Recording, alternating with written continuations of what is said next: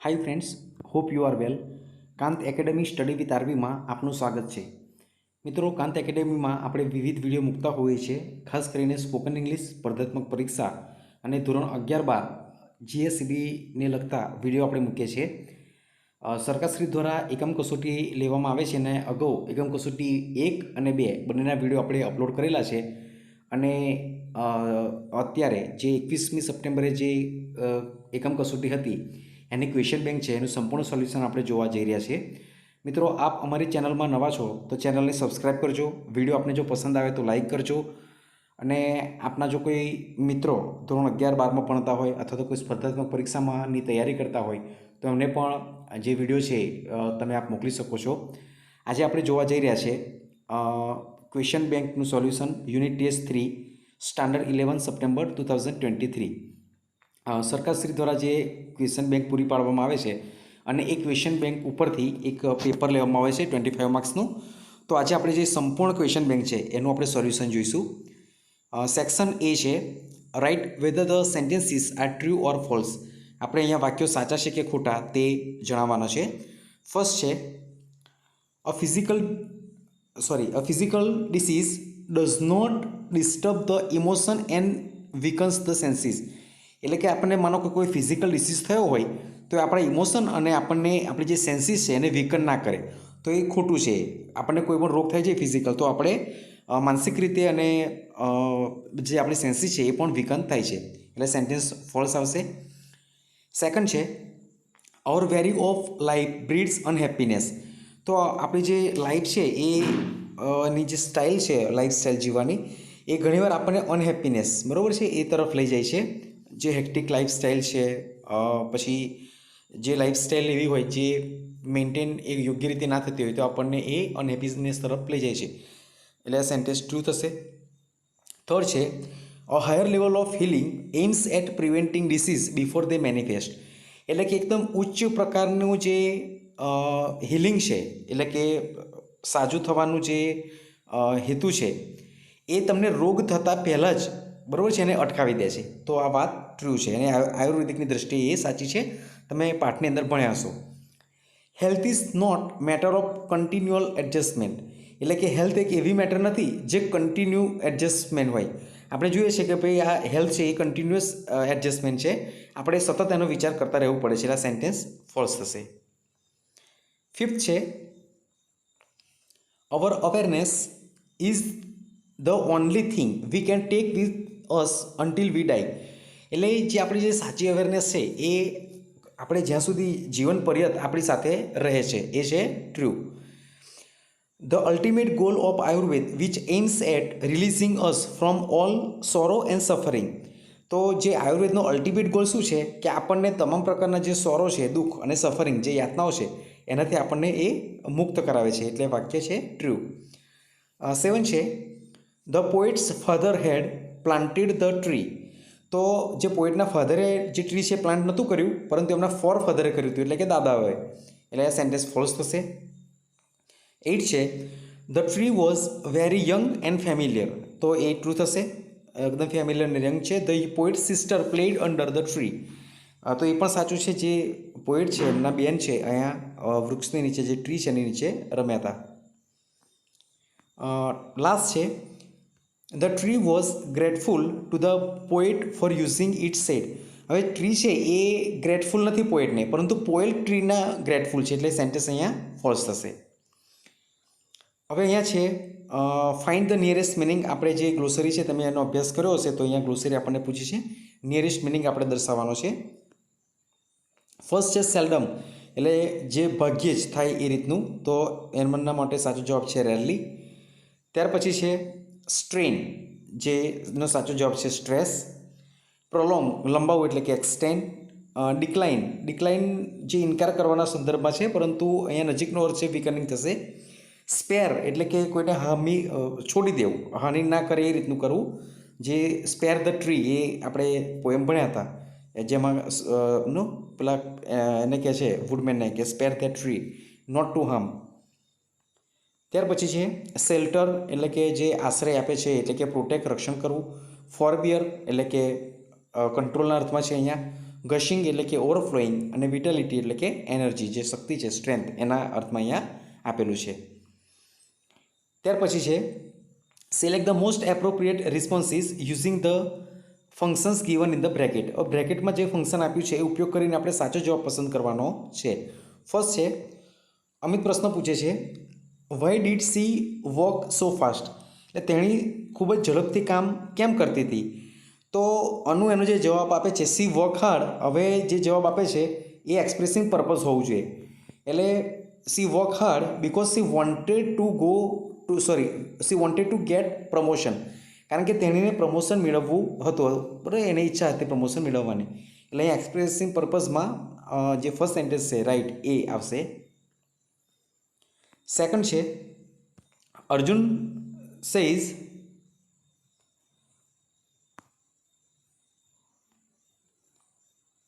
How can your father dance so nicely, એટલે કે જે તારા પિતાજી છે એ આટલો સરસ ડાન્સ કેવી રીતે કરી શકે છે. તો રીમાં છે એનો જે આન્સર આપશે habitual action in the past, એટલે ભૂતકાળમાં કંઈ કરવા ટેવાયેલ હતા એ રીતનો આન્સર આવશે.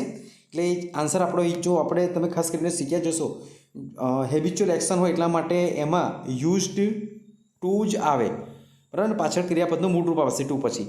એટલે અહીંયા એક જ વાક્ય જે યુઝ ટુ વાળું છે એટલે એ આન્સરમાં આવશે he use to dance in the school, એટલે કે એ સ્કૂલમાં ડાન્સ કરતા હતા. થર્ડ છે ધ જજ says how have you prepared the project, તમે જે આ પ્રોજેક્ટ છે કેવી રીતે પ્રિપેર કર્યો. તો અંશ એનો જે જવાબ આપે છે I have prepared the project, અહીંયા એક્સપ્રેસિંગ મેનર બતાવે છે એટલે એનો આન્સર થશે I have prepared the project as my teacher has instructed, જેવી રીતે મારા શિક્ષકે મને સૂચના આપી એ રીતે મેં આ જે પ્રોજેક્ટ છે તૈયાર કર્યો છે. ફોર્થ છે Arjun says you look very weak, તું ખૂબ જ નબળો લાગે છે. Vipa says no. હવે બીજો જે આગળ આન્સર છે એ એક્સપ્રેસિંગ કમ્પેરિઝનને લગતો છે my body is very stronger, તો એનો સાચો આન્સર થશે. ફિફ્થ છે mister Shah says how did she achieve the reward, તેણે કેવી રીતે જે આ રિવોર્ડ છે એ મેળવ્યો. તો મિસ્ટર પટેલ જે આન્સર આપે છે expressing result she perform so well that she was rewarded, એણે એટલું સારામાં સારું પરફોર્મ કર્યું કે તેણીને રિવોર્ડ આપવામાં આવ્યો. 6 છે Naiya says Heer looks very sad, એટલે કે હીર ખૂબ જ દુઃખી લાગે છે. હવે દિયાનો જે જવાબ આપે છે એક્સપ્રેસિંગ કોન્ટ્રાસ્ટને લગતો છે in spite of working sincerely she was not selected, એટલે કોન્ટ્રાસ્ટ વિરોધાભાસ આપણે દર્શાવવાનું છે કે એણે ખૂબ જ સિન્સિયરલી કામ કર્યું તેમ છતાં પણ તેનું સિલેક્શન થયું નહીં. નેક્સ્ટ છે select the most appropriate question two get the underline word or the ફ્રેસીસ as their answer.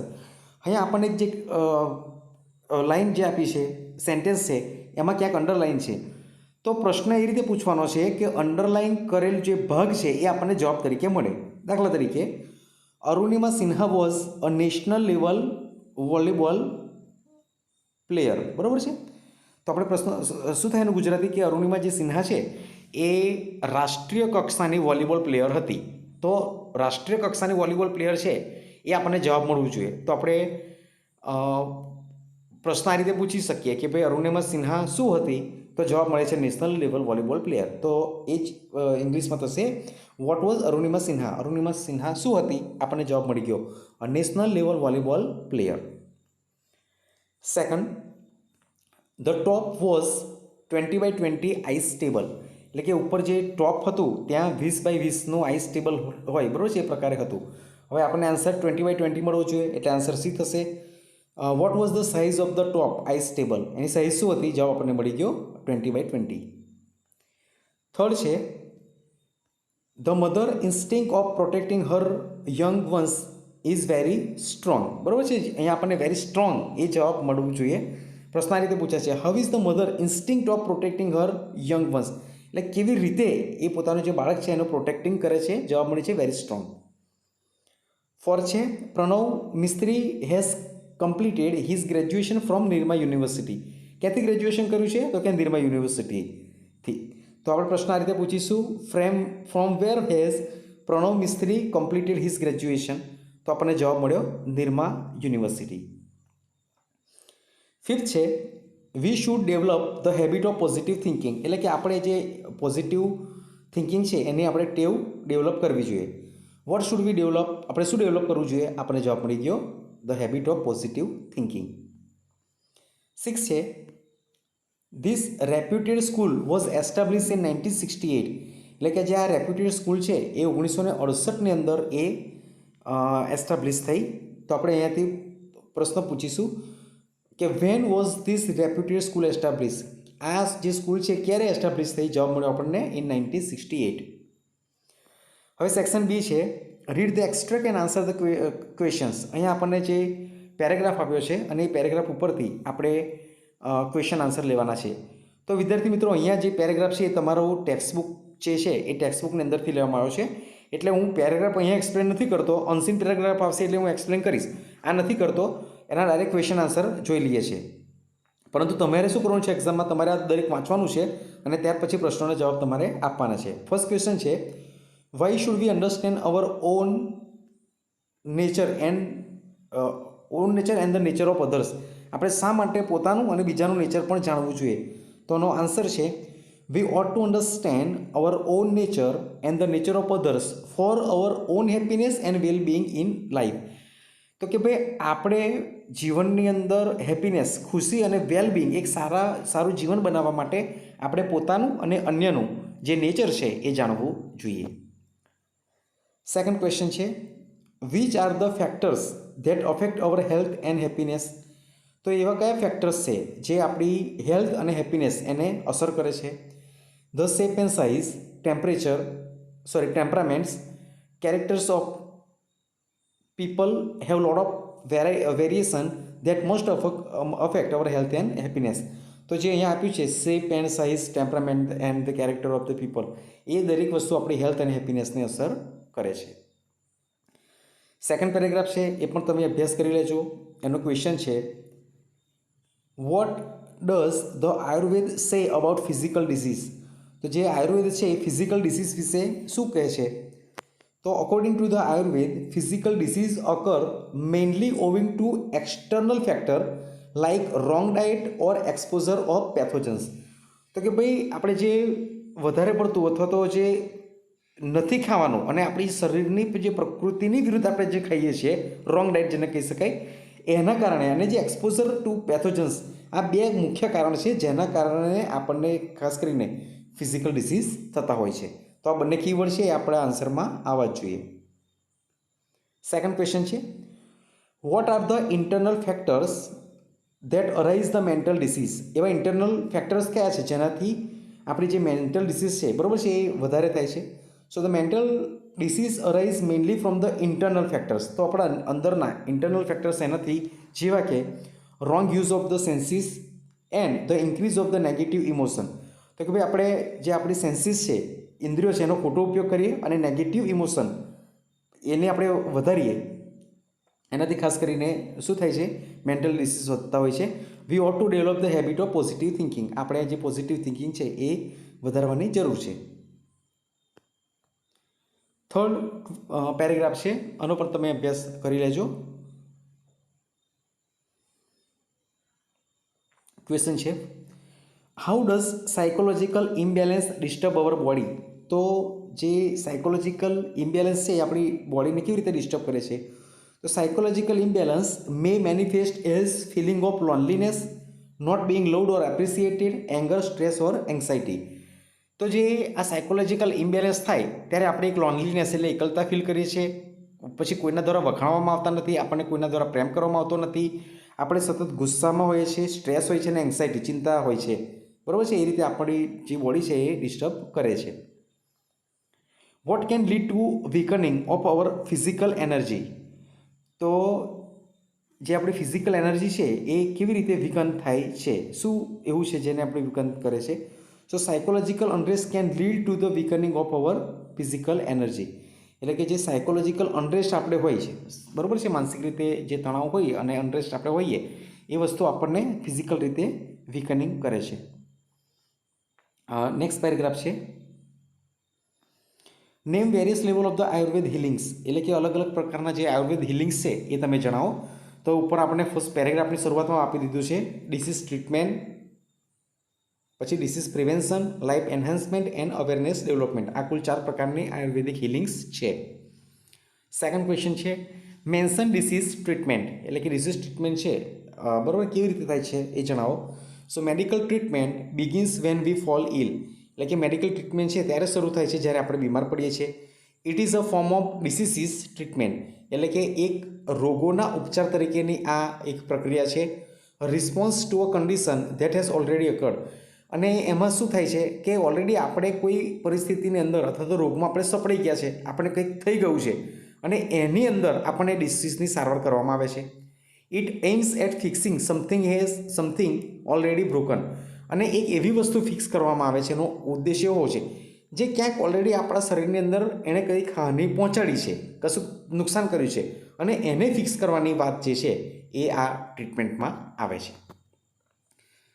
ત્યાર પછીનો પેરેગ્રાફ છે અને ક્વેશ્ચન જોઈએ what is the ultimate cure for all psychological disorder. તો જે સાયકોલોજીકલ ડિસઓર્ડર છે એનો અલ્ટિમેટ ક્યોર શું છે? તો આન્સર છે true awareness. True awareness is the ultimate cure for all psychological disorder. તમારે જવાબ પણ આ રીતે જ આખો લખવાનો છે. સેકન્ડ ક્વેશ્ચન છે at what does the ultimate goal of Ayurveda aim. તો આયુર્વેદ જે છે એનો અલ્ટિમેટ ગોલ શું છે? So the ultimate goal of Ayurveda which aims at releasing us from all sorrow and suffering, આપણને તમામ પ્રકારના દુઃખ અને યાતનાઓમાંથી મુક્તિ અપાવે એ આયુર્વેદનો મુખ્ય એમ છે. ત્યાર પછી આપણને એક પેરેગ્રાફ આપ્યો છે, અનસીન પેરેગ્રાફ છે, આપણે જોઈએ. Once upon a time there lived a great musician in Greece, એટલે એકવાર ગ્રીસની અંદર એક મહાન જે મ્યુઝિશિયન છે એ રહેતો હતો. હિઝ નેમ વોઝ યુરેફસ, એનું નામ જે છે એ યુરેફસ હતું. He could play beautifully on his liar, તો એક લાયર નામનું જે યંત્ર છે એ બહુ જ સરસ રીતે વગાડતો હતો. He could produce wonderful tunes, અને એ બહુ સરસ મજાની અલગ અલગ ટ્યુન્સ એમાં વગાડતો હતો. When he played on his lyre, જ્યારે એ પેલું જે લાયર વગાડતો હતો, even wild animals stop to listen to the music, two his music. તો કે પેલા જંગલી પ્રાણીઓ છે એ જંગલી પ્રાણીઓ પણ એને સાંભળવા માટે ઊભા રહી જતા હતા. તો આટલો પેરેગ્રાફ છે. એના પરથી ક્વેશ્ચન છે વોટ વોઝ યુરેફસ. યુરેફસ કોણ હતો? તો ભાઈ યુરેફસ વોઝ શું હતો? તો he was a great musician, એ મહાન સંગીતજ્ઞ હતો. સેકન્ડ ક્વેશ્ચન છે why did wild animals stop there, શા માટે પેલા જે જંગલી પ્રાણીઓ છે ત્યાં ઊભા રહી જતા?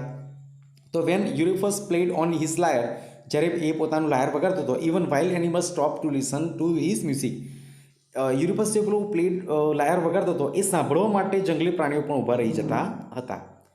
નેક્સ્ટ પેરેગ્રાફ છે યુરેફસ હેડ અ બ્યુટીફુલ વાઇફ, એને એક સુંદર પત્ની હતી. હર નેમ વોઝ યુરિડાઇસ, એનું નામ હતું Eurydice. Orpheus and Eurydice loved each other deeply, એ બંને એકબીજાને ખૂબ જ ઊંડાણથી પ્રેમ કરતા હતા, ખૂબ ચાહતા હતા. They could not live without each other, એ બંને એકબીજા વગર રહી શકતા નહોતા. For hours together Orpheus played on his lyre and Eurydice sat listening, કલાકો સુધી જે પેલો યુરેફસ છે એ પોતાનું લાયર વગાડતો હતો અને જે યુરિડાઇસ છે એ એને શાંતિથી બેસીને સાંભળતી હતી. એના પરથી ક્વેશ્ચન જોઈએ who was the husband of Eurydice. જે યુરિડાઇસ છે એનો હસબન્ડ કોણ હતો? તો યુરેફસ એ એનો હસબન્ડ હતો. Orpheus was the husband of Eurydice. Name the musical instrument mention in the text, તો આમાં કયું મ્યુઝિકલ ઇન્સ્ટ્રુમેન્ટ નું નામ આપવામાં આવ્યું છે? તો એ છે lyre. The name of the instrument is lyre. Third paragraph છે once Pahom met a land broker, એટલે એકવાર જે પેહોમ છે એક લેન્ડ મેકરને મળ્યો. He was from the distant land of Bashkirs, તો એ ખૂબ જ દૂરની જે જમીન છે બરાબર છે બાસ્કર્સ એ ત્યાંનો હતો. He knew that Pahom was greedy man, તે જાણતો હતો કે પેહોમ કયો છે? ગ્રીડી, એટલે કે દંભી માણસ છે. એન્ડ વોન્ટેડ મોર લેન્ડ, અને એને વધારે ને વધારે જે જમીન છે એ જોઈએ છે. એ ગ્રીડી એક કંજૂસના અર્થમાં પણ આપણે લઈએ છીએ, જે વધારે ને વધારે ઈચ્છા કંઈક લેવાની રાખે છે એ. So he told Pahom about the fertile and cheap land in Bashkirs, એટલે એણે શું કહ્યું પેલા પેહોમને કે ભાઈ જે આ બાસ્કર્સ નામની જગ્યા છે ત્યાં એકદમ ફળદ્રુપ જમીન છે અને ચીપ એટલે કે સસ્તી જમીન છે. He also said that Pehom could have a lot of land just for few hundred rubles if he was clever. તો કે આ જે પેહોમ છે એ જો થોડીક હોશિયારી વાપરે તો થોડાક જ રબલ્સ એટલે કે ત્યાંનું જે નાણું છે એની વાત છે, તો થોડાક 100 રબલ્સના બદલામાં એને ઘણી બધી જમીન મળી શકે એવી છે. The land in the Bashkir was, કેવી જમીન હતી તો કે fertile and cheap. The land in the Bashkir was fertile and cheap. Second question છે, what did the land broker tell Pahom. એમણે પેલો જે લેન્ડ બ્રોકર હતો, જમીનનો જે દલાલ છે, એમણે પેહોમને શું કહ્યું? So the land broker told Pahom about the fertile and cheap land in the Bashkirs. તો એમણે શું કહ્યું કે ભાઈ એક ફર્ટાઇલ અને ચીપ લેન્ડ છે બાસ્કરની અંદર. He also said that Pahom could have a lot of land just for few hundred roubles if he was clever. બરાબર છે, આ એનો આન્સર છે. નેક્સ્ટ પેરેગ્રાફ છે, યુધિષ્ઠિર ટૂક ફ્રોમ હિઝ નેક અ રોપ ઓફ લવલી પલ્સ. તો જે યુધિષ્ઠિર છે એણે પોતાના ગળાની અંદરથી એક મોટું જે પલ એટલે કે જે મોતી કહેવાય એનું એક મોટું જે હાર કહેવાય એ એણે ઉતાર્યો. What do you stake he ask. એટલે કે તે શું ઉતાર્યું છે against these gems of southern ocean. શું આ સાઉથર્ન ઓશેનનો જે જેમ્સ છે, જેમ્સ એટલે કે જે મૂલ્યવાન રત્ન છે તે. હી સ્પોક પ્રાઉડલી, એણે ખૂબ જ પ્રાઉડલી કહ્યું. And Duryodhana answer with anger. જે દુર્યોધન છે એણે ગુસ્સામાં કહ્યું, we too have jewels of values. અમારી પાસે પણ આ રીતના જે જ્વેલ્સ છે, ઘરેણા છે વેલ્યુઝવાળા, એ પણ છે. ક્વેશ્ચન છે, name the jewels mention in the text. તો જે આ ટેક્સ છે એમાં કયા કયા જ્વેલ્સનો ઉપયોગ નામ આપ્યા છે? તો પલ જે મોતી અને જેમ્સ એટલે મૂલ્યવાન રત્નનો ઉલ્લેખ થયેલો છે. How was Duryodhana's reaction while playing the gambling match. તો ભાઈ ગેમ્બલિંગ એટલે કે જે જુગારની રમત છે એની અંદર દુર્યોધનાનું જે રિએક્શન કયા પ્રકારનું હતું? તો દુર્યોધના આન્સર વિથ એંગર. બરાબર છે, એંગરમાં જવાબ આપે છે. We too have jewels of values while playing the gambling match. તો આનો આન્સર થશે. સેક્શન સી છે, અહીંયા આપણે જે તમે પોએમ ભણ્યા છો એ જ પોએમનો પ્રશ્નોના જવાબ આપવામાં આવ્યા છે. શું કહે છે પોએમમાં? Woodman spare that tree, touch not a single bough, in youth it shelter me and I will protect it now. એટલે કે હે કઠિયારા, તું આ વૃક્ષને છોડી દે, એની એક પણ જે બો છે, ડાળી છે, એને તું પકડીશ નહીં. એટલે કે યુવાનીમાં એણે મને આશરો આપ્યો હતો અને હવે હું એની રક્ષા કરીશ. તો જોઈએ એના પરથી question answer. Why did the poet protect the tree. એટલે કે જે પેલા પોઇટ છે એ વૃક્ષને કેમ પ્રોટેક્ટ કરે છે? So the poet protected the tree. હવે જો અહીંયા ડીડથી પ્રશ્ન પૂછ્યો છે એટલે આપણે સિમ્પલ પાસ્ટ ટેન્સમાં જવાબ આપવાનો. The poet protected the tree because in the youth it sheltered him. કારણ કે યુવાનીમાં એમને એટલે પેલું જે વૃક્ષ છે એમને શેલ્ટર આશરો આપ્યો હતો. Find out the rhyming pairs from the stanza. એટલે અહીંયા ટ્રી અને મી એ આપણે લીધું છે રાઇમિંગ વર્ડ્સ. બીજા પણ તમે લઈ શકો છો, જે એમાં પાછળના જે શબ્દ છે, દાખલા તરીકે નેક્સ્ટ પેરેગ્રાફમાં જુઓ, હેન્ડ અને સ્ટેન્ડ. બરાબર છે, કોટ નોટ, આ રાઇમિંગ વર્ડ્સ જે સરખા ઉચ્ચારવાળા થાય છે તે. સેકન્ડ સ્ટાન્ઝા છે, thus my forefather hand that place it near his cot that woodman let it stand thy axe shall harm it not. એટલે કે મારા જે ફોરફાધર છે એમણે એને પોતાના જે કોટ છે એની નજીક એને પ્લાન્ટ કર્યો હતો, એને રાખ્યો હતો, પોતાનો જે કોટ છે ત્યાં રાખતા હતા. અને હે કઠિયારા, તું એને કાપીશ નહીં, તારી જે કુહાડી છે બરાબર છે એને નુકસાન પહોંચાડી શકશે નહીં. સો હુ પ્લાન્ટેડ ધેટ ટ્રી. કોણે રોપ્યું હતું? તો જે ફોરફાધર છે બરાબર છે એમણે. So the tree was planted by poet's forefather. એમના જે ફોરફાધર છે, જે પૂર્વજો દાદા, એમણે રોપ્યું હતું. There woodman let it stand. What does this line suggest. એટલે કે આ લાઇન શું સજેસ્ટ કરે છે? There woodman let it stand. So it suggest that do not cut the tree and let the tree stand there. એટલે કે તું આ વૃક્ષને કાપીશ નહીં અને તેને ત્યાં તું ઊભું રહેવા દે છે. ત્યાર પછી છે, here to my sister played. એટલે અહીંયા મારી બેન રમી હતી. My mother kissed me here. મારા મમ્મીએ મને વાલ કર્યો હતો, કિસ કરી હતી અહીંયા. My father press my hand. એટલે કે મારા પિતાજીએ કદાચ કોઈ ભૂલ થાય તો આપણને ઠપકો આપે છે, એટલે અહીંયા સિમ્બોલાઇઝ તરીકે પ્રેસ માય હેન્ડ એવું વપરાયું છે, મારો હાથ દાબ્યો હતો. Forgive this foolish tear but let that old oak stand. બરાબર છે, એટલે કે તું આ જળ જે છે એને ઓક નામનું જે જળ છે એને તું અહીંયા જ ઊભું રહેવા દે. ક્વેશ્ચન છે what did the poet request to the woodman, શું રિક્વેસ્ટ કરે છે પેલા કઠિયારાને? So the poet requested to the woodman not to cut the tree, તો આ વૃક્ષ કાપીશ નહીં એવું એમને રિક્વેસ્ટ કરે છે. ત્યાર પછી છે name the tree mention in the stanza, તો આમાં કયા એક વૃક્ષનો ઉલ્લેખ કર્યો છે? તો એ છે ઓક નામનું ઝાડ. The name of the tree is oak. હવે છે ડુ એઝ ડાયરેક્ટેડ. અહીંયા શું કરવાનું છે? આપણને એક કેટલીક લાઇન્સ આપી છે અને જેવી રીતે આપણને સજેસ્ટ કરે છે એ પ્રમાણે આપણે આન્સર અહીંયા કરવાનો છે. જોઈએ first, Soham visited the Himalaya mall yesterday, એટલે કે ગઈકાલે જે છે એણે સોહમે હિમાલયા જે મોલ છે એને વિઝિટ કરી. He bought a new pairs of shoes, એણે એક જે શૂઝ છે એની જોડી લીધી. He gifted it to his friend, અને એણે એના મિત્રને ગિફ્ટ કરી. હવે આપણને શું કહે છે? The Himalaya mall was. હવે જો હિમાલયા મોલ, આ હિમાલયા છે, સોહમ વિઝિટેડ ધ હિમાલયા, એટલે આ ઓબ્જેક્ટ છે, બરાબર?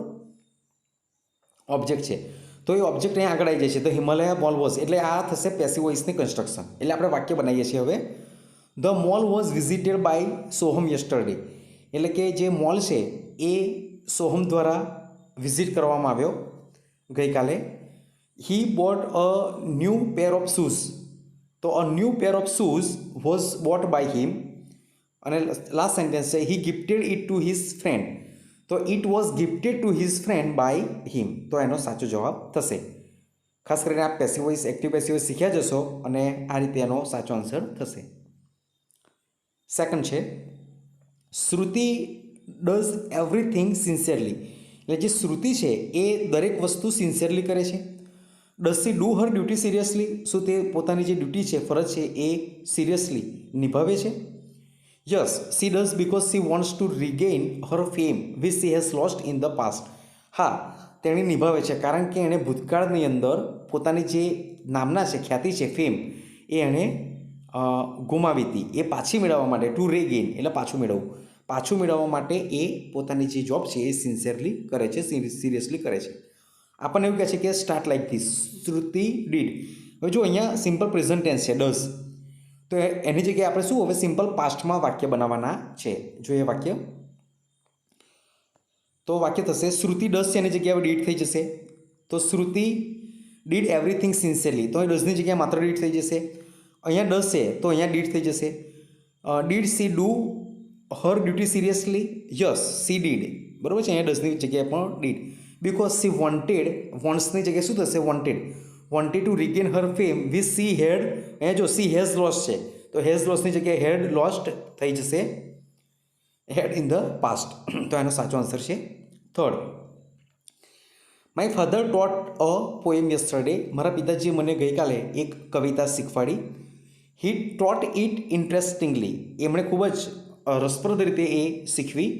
હી was loved by all the students, તો એ મારા પિતાજી છે એમને બધા વિદ્યાર્થીઓ દ્વારા ચાહવામાં આવે છે. તો અહીંયા શું કહે છે? Start like this, my father teaches. હવે જુઓ અહીંયા ભૂતકાળ છે, માય ફાધર ટોટ, અને અહીંયા ટીચીસ છે, એટલે આપણે સિમ્પલ પ્રેઝન્ટમાં વાક્યો બનાવવાના છે. તો બનાવીએ. માય ફાધર, અહીંયા ટોટ છે, એનું ટોટનું થશે ટીચીસ. ત્રીજો પુરુષ એક વચન છે એટલે મુખ્ય ક્રિયાપદની પાછળ એસ કે એસ આવે. My father teaches a poem, he ટોટની જગ્યાએ ટીચીસ થશે. He teaches it interestingly.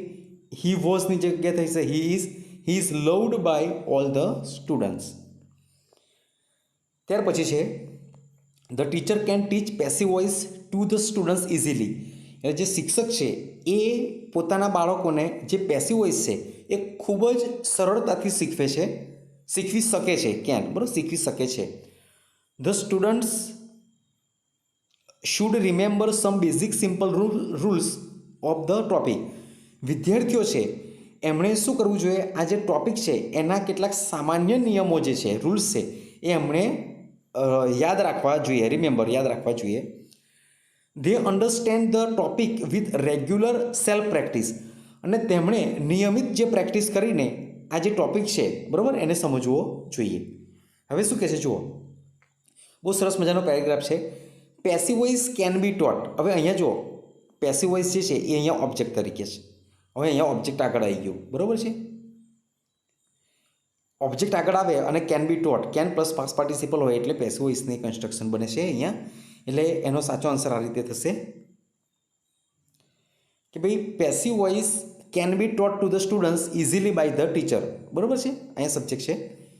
Sum basic simple rules of the topic should be remembered by the students. તમારે ખાસ કરીને જે તમને શીખવાડવામાં આવ્યું છે તો તમારે નોટ ડાઉન કરવાનું છે કે ભાઈ આની અંદર કયું ઓબ્જેક્ટ સબ્જેક્ટ છે. એ રીતે તમે જોજો, એ ડાયરેક્ટ હું આન્સર આપને સમજાવું છું.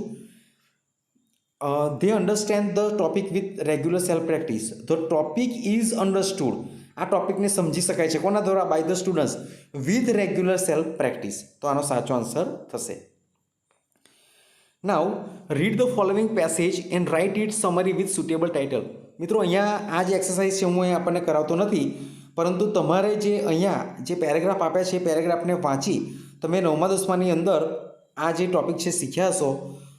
હું પણ એક અલગ નવો વિડીયો બનાવીને આ ટોપિક સમજાવવાનો છું, અત્યારે સમજાવતો નથી, પરંતુ તમે આને સમજી અને જે વસ્તુ જે એમાં પોઈટ જે કહેવા અથવા તો જે રાઇટર છે એ રાઇટર આખા પેરેગ્રાફમાં શું કહેવા માગે છે, એનો મુખ્ય અર્થ શું છે, એ તમારે પોતાના શબ્દોની અંદર 1/3 એટલે કે ભાઈ 3 લાઈન આપી હોય તો તમારે એક જ લાઈન કરવાની છે. બરાબર, ત્રીજા ભાગનું તમારે કરીને લખવાનું છે. જે વધારાના જે શબ્દો છે ઓમિશન એટલે કે એને ઓમિટ કરવાના છે, દૂર કરવાના છે, અને મહત્ત્વની વસ્તુ છે એ જ મેન્શન કરી અને તમારે આ સમરી રાઇટિંગ કરવાનું છે. અને એનું જે મુખ્ય જે ટાઇટલ છે એ પણ ટાઇટલ તમારે આપવાનું છે. તો આશા રાખું છું કે તમે આટલું આ કરી શકશો.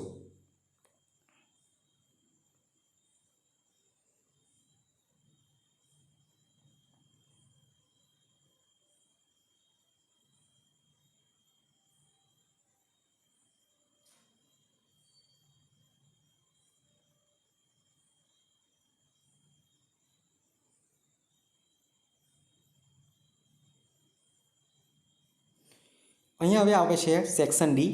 શું છે સેક્શન ડીમાં? Complete the following sentences using the function given in the bracket. તો બ્રેકેટમાં જે ફંક્શન આપ્યા છે એનો ઉપયોગ કરીને આપણે જે વાક્ય છે પૂરું કરવાનું છે. ફર્સ્ટ સેન્ટેન્સ છે when I was in school. જ્યારે હું સ્કૂલમાં હતો. આઈ પછી ડેશ આપ્યું છે ને એવું કીધું use to showing past habit. ભૂતકાળની હેબિટ તમારે દર્શાવવાની છે. આવું એક વાક્ય બનાવવાનું છે. તો અહીંયા હું એક વાક્ય બનાવું છું. When I was in the school. જ્યારે હું સ્કૂલમાં હતો. I use to read daily. તો હું રોજ વાંચતો હતો અથવા તો વાંચવા ટેવાયેલો હતો. તમે બનાવી શકો છો I use to play cricket. I use to go to school regularly. તમે અલગ અલગ પ્રકારે તમારી રીતે વાક્ય બનાવી શકો છો. ત્યાર પછી જે સોહમ ઇઝ સો પછી ડેશ ડેશ ડેશ અહીંયા આપ્યું છે ઇન્ટેલિજન્ટ અને શોઈંગ રિઝલ્ટ. તો વાક્ય હું આ પ્રમાણે બનાવું છું. Soham is so intelligent that he passes all the exams with good marks. Third sentence છે ચાર્મી વર્ક્સ પછી ડેશ આપ્યું છે અને મેનર શોઈંગ મેનર બતાવ્યું છે મેનેજર એ આપીને. તો Charmi works as his manager does. પોતાના મેનેજર કરે છે એ પ્રમાણે એ કામ કરે છે. ફોર્થ સેન્ટેન્સ છે ડેશ હી ઇઝ પનિશ્ડ. તો આપણે એસથી વાક્ય બનાવવાનું છે જેમાં ખાસ કરીને રીઝન આવે. As he is lazy he is punished. A lazy છે એટલા માટે એને પનિશમેન્ટ કરવામાં આવે છે. ફિફ્થ છે a peacock is one of પછી ડેશ આપ્યું છે બ્યુટીફુલને કમ્પેરિંગ કરવાનું છે. A peacock is one of the beautiful birds. બરાબર છે. Purva came to me dash learn અને શોઈંગ પર્પઝ બતાવે છે. Purva came to me so that she could learn sums. એ મારી પાસે એટલા માટે આવે છે કે તેને સમ્સ એટલે કે દાખલા એ શીખી શકે. 7 છે my father dash dash dash use to showing past habit. જે પહેલું વાક્ય હતું એ પ્રમાણે છે, પહેલું કે બીજું યુઝ ટુ પ્રમાણનું ભૂતકાળ જે છે ભૂતકાળમાં કોઈ ક્રિયા કરવા ટેવાયેલ હતા એ દર્શાવવાનું છે. My father use to go to the temple in the morning. એટલે મારા પિતાજી મંદિરે જવા ટેવાયેલા હતા. The tea is dash to કરીને શોઈંગ રિઝલ્ટવાળું વાક્ય બનાવવાનું છે. So the tea is too hot to drink. આ ચા એટલી બધી ગરમ છે પીવા માટે, એટલે કે એટલી બધી ગરમ છે કે પી શકાય એવી નથી. સો ટુનું આ પ્રમાણે વાક્ય થશે. સેક્શન ઈ છે write a paragraph in about 150 words using the points given below. અહીંયા જે આ પોઈન્ટ્સ આપ્યા છે એ પોઈન્ટ્સનો ઉપયોગ કરી અને તમારે જે ટોપિક આપ્યો છે ટોપિક ઉપર તમારે લખવાનું છે. અહીંયા છે ધ એડવર્ટાઇઝમેન્ટ, ત્યાર પછી છે the aim in life, time is money and my favourite game or the game I like most. તો મિત્રો આ પણ તમે તમારી જે એસે બુક હશે એની અંદરથી અથવા તો તમારી જે ટેક્સ્ટબુકની પાછળ જે એક્સરસાઇઝ આપી છે એમાં ખાસ કરીને આ દરેક એસેસ આપવામાં તમને આવ્યા છે, તમે લખ્યા છે તમારી નોટબુકમાં, તો એનો તમે અભ્યાસ કરી શકો છો. એ મેં અહીંયા લીધા નથી, પરંતુ તમારી જાતે તમારે અભ્યાસ કરવાનો છે. આશા રાખું છું કે તમને આ જે વિડીયો છે એ વિડીયો તમને ગમ્યો હશે. ગમ્યો હોય તો તમે જે વિડીયો છે એને લાઇક કરજો, મિત્રો સાથે શેર કરજો, અને ચેનલને જે હજુ સુધી સબસ્ક્રાઈબ ના કરી હોય તો સબસ્ક્રાઈબ કરજો. હવે પછી આપણે એક નવા વિડીયો સાથે મળીશું. ત્યાં સુધી આપ સૌને જય હિન્દ, જય ભારત.